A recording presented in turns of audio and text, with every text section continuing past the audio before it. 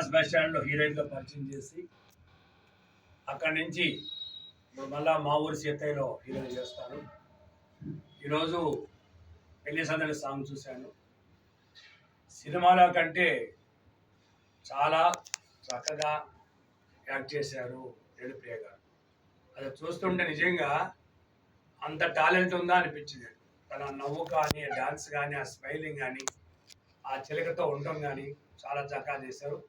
దానికి రూపకల్పన మన డిఓ బన్నీ గారు, అలాగే కొరియోగ్రాఫరు హరి గారు, అలాగే రాజేష్ గారు ఎడిటింగు, వీళ్ళందరూ దాంట్లో కూడా సినిమాల కంటే కూడా బాగా సాంగ్ వచ్చింది. కాబట్టి వాళ్ళందరూ కూడా ఆల్ ది బెస్ట్ చెప్తూ భవిష్యత్తులో కూడా రేణుప్రియ గారికి ఒక మంచి జీవితం ఉండాలని చెప్పేసి నేను కోరుకుంటాను. మంచి సినిమాలో అవకాశాలు అనుకుంటున్నాను. నేను కూడా తనికెళ్ళ బల్లి గారికి, ఆలీ గారికి, సుమన్ గారికి చెప్పి సినిమా ఇండస్ట్రీలో కూడా నేను వెళ్ళేదని కూడా నేను ప్రయత్నిస్తాను.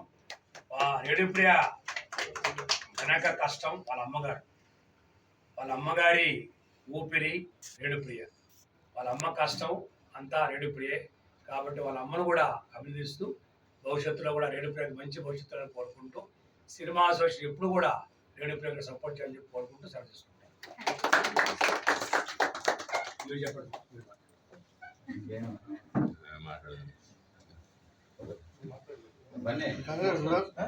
నేను జాతి జూన్ నుంచి నీతి అందిస్తాను.